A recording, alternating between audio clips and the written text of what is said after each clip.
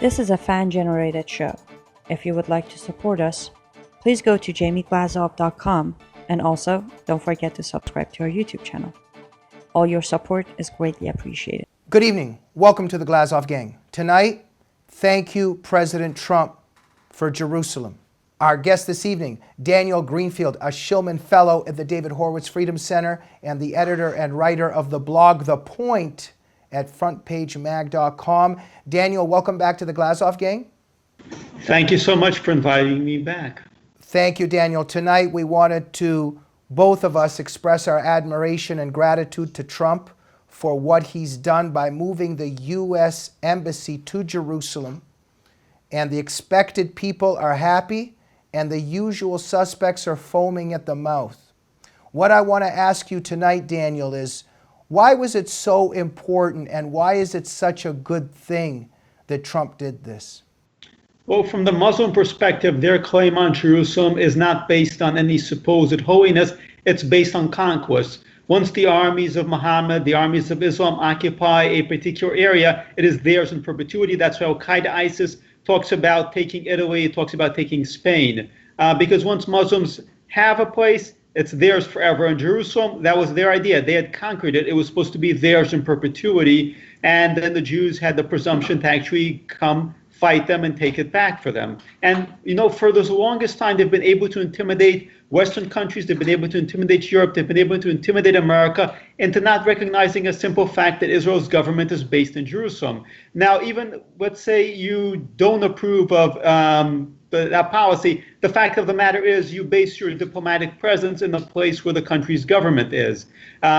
Israel's government is not in Tel Aviv. So this was a pointless act of submission. It was a surrender to the Islamic conquest. And when Trump did that, he swept that all away. He sent a message, the same message that he sent to North Korea, that we were not going to be intimidated, we were not going to be blackmailed, not by Iran, not by North Korea, not by Hamas, not by anyone.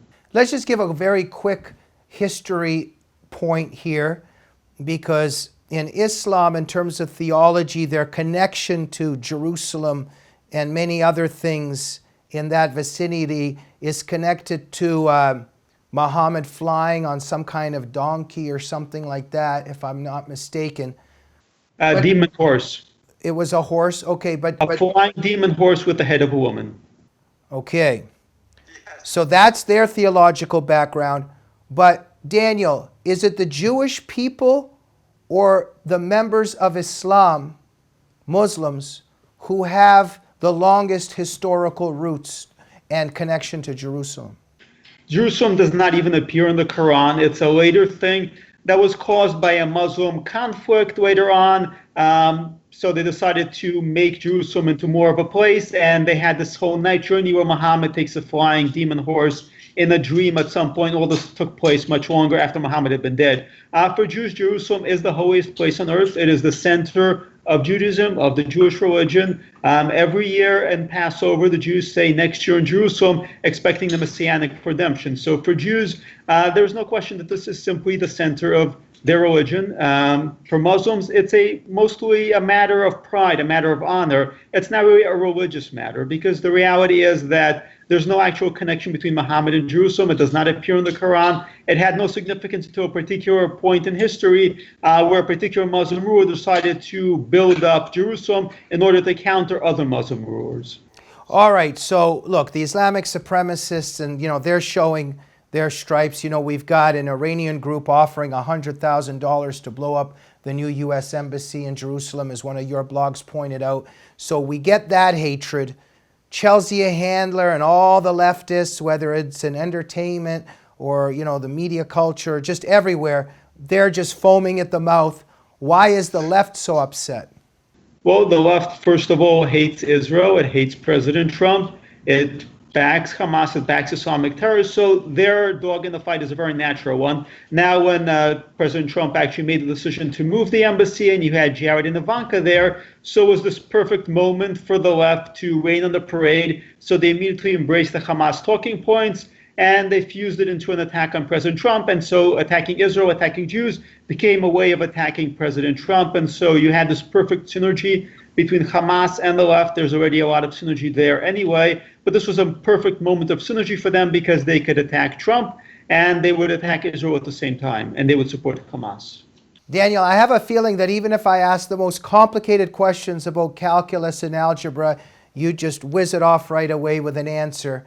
You seem to have a very wise answer to my questions. Last question. Daniel, the chances are getting very high that President Trump either watches the Glazov Gang or is going to watch the Glazov Gang. We have a feeling he might watch this show. In 2 or 3 sentences, what would you say to him about this latest move of his and the United States'? That he's doing the right thing, stay strong, keep up the fight, because really every previous administration before him panicked.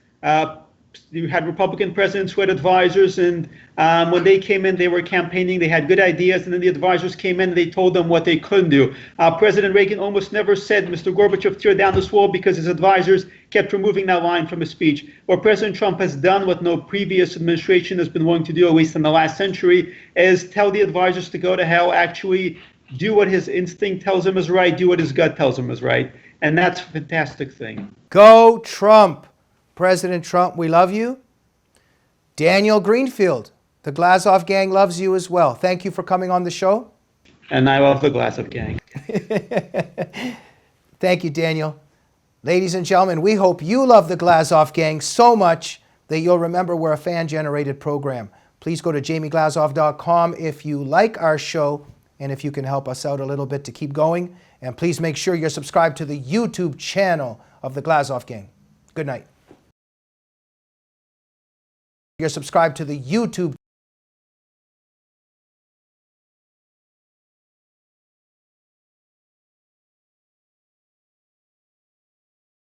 channel of the Glazov Gang. Good night.